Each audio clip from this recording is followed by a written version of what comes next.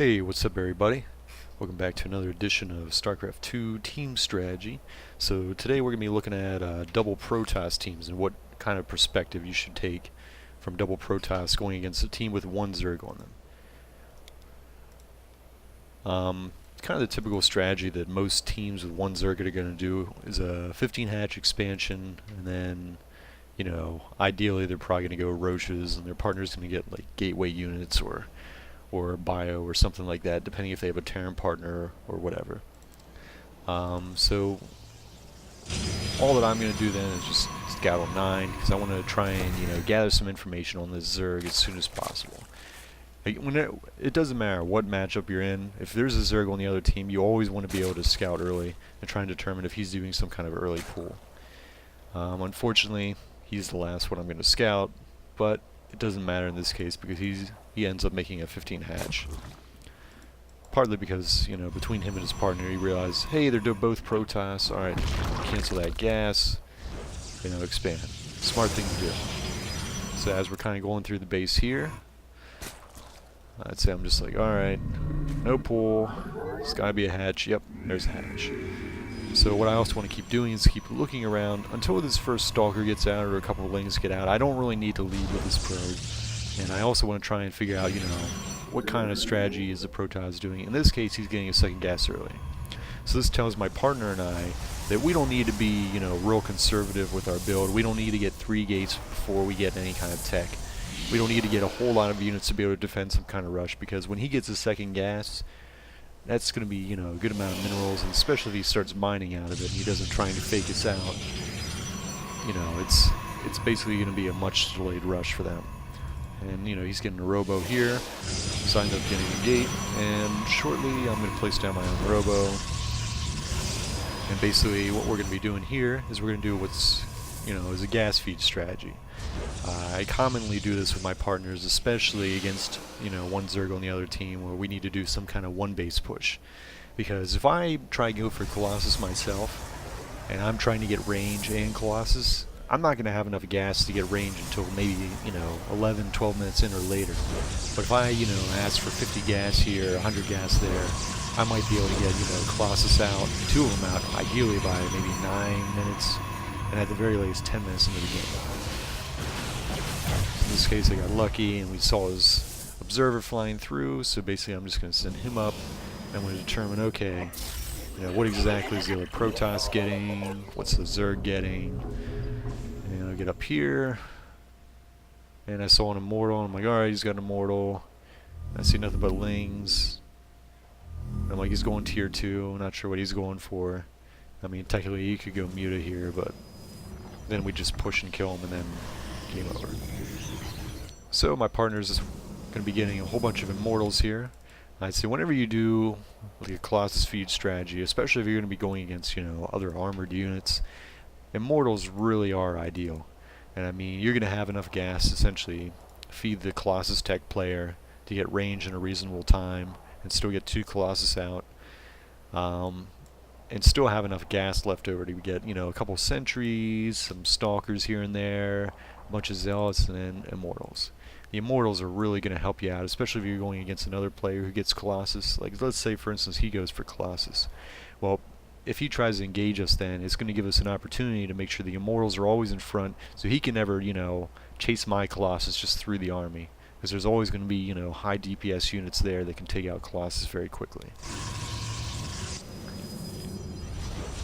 Alright, so at this point we're just kind of keeping our money low, just warping in units, get 1 Colossus done, start another one, and, you might not have been able to see it, but this whole time he's been kind of feeding me gas, 50 at a time, 100 at a time, just a little bit, just so that I can get range out as soon as my second Colossus is done. And as soon as this second one is almost out, we're basically going to start moving out across the map, because we don't want to wait too long. Otherwise, the Zerg is going to get enough time to get, enough units to maybe hold us off here. And I really used to despise getting double protoss, but, ever since we started doing gas feeding strategies, we really just have been able to win a lot more games, because it really takes away some of the limitations that races have on one base. So what we're going to end up doing is basically force fielding, because we want to try and keep these Immortals back so that the only thing that they can hit are Zealots, because Immortals don't do very good damage against Zealots. And this whole time, you know, my Colossus have enough range that, you know, as we start kind of blocking off a couple units here and there, my Colossus can sit there and, you know, basically line up all these units to get a lot of damage in. This area damage is what's really going to help us win this fight. Zergy went for a couple corruptors there. Quite frankly, he probably would have been better off just feeding his partner a little bit of gas to get his own Colossus out, but that was their mistake.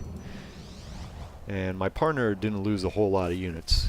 I mean, I lost a good bit, and the other two players lost a good bit, but it didn't really matter. So my partner still has almost all his units left. And at this point, you know, we're just going to finish taking out, you know, the protoss here. And ideally, you want to try and move it so you can get right next to the production buildings and cause a little damage. And it's kind of prime targets, you know, you want to take out the cyber core like we just did there, and also, ideally, the robo bay. And as you can see, this game's over, so it doesn't matter if they come back here and kill our pylons. It's a little too late for them. There's no way he's going to get enough roaches out in time to try and take out 4 Immortals plus a Colossus and a whole bunch of other units. Alright, well, thanks for watching the first game. I'm going to get into the second one in just a sec. Alright guys, I got game 2 loaded up here. So what we're going to take a view at again is obviously double Protoss team. In this case it's a little bit different because the last game we were against a Protoss and a Zerg team, but now they have a Terran player. However, this matchup is pretty similar to going against Protoss and Zerg because the Zerg should still do more or less the same strat. Often either, you know, Zerg team with either a Protoss or a Terran will either do some kind of one base all in with early Lings and a 4-gate or a Marauder Hellion of some kind, or else, you know, the Zerg generally, if the Zerg knows that there's not a Zerg on the other team, really the best strat for him is to do a 15 hatch, because that's going to give a big economic lead and it puts a strain on the other team and it forces them to push, because if they don't attack and they try and expand on their own, it's very easy to just mass up a whole bunch of Lings and deny the expansions and get even further ahead economically. So this game, I'd say for my scouting, what I've figured out so far is just a pretty standard build for the Terran. He went 12 barracks, 14 gas more or less, and the Zerg didn't get an early pool, so in this case we don't need to worry about getting a forge up early or chrono boosting out units or getting an 11 gate or anything like that. But what I am going to eventually do is go back in here and check out, you know, does he take off of gas, because this is going to be a big tell. If a Zerg keeps on gas after he gets his first 100 gas, and with doing like a 14 pool, 14 gas, that usually means that they're going to go for some kind of Baneling bust. So I'm going to come back in here, slow it down for you, and I kind of just look, okay, he's only got 1 on gas. I even clicked on the geyser real quick if you could see that, and I noticed that, you know, he's only taking out just a little over 100. So if he was doing some kind of Baneling play, he probably would have still had those other 2 in there. And I did see the early tech lab for the Terran player over here. So I figured, okay, well they're probably going to do, you know, some Ling Marauder pressure or something like that. So I tell my partner, let's play a conservative. And we both get, you know, 3 gates before we actually go into any other tech. If you're going against a team that does not 15 hatch, you absolutely should get 3 gates before you try and do anything else. Because there's a good chance that if you go for another kind of tech like Blink or Robo or DTs, it might not get out in time before they come busting up through your ramp. And if you miss a force field, that can sometimes be game over. You won't dread double Protoss teams like my partner and I used to in the past. Thanks for watching.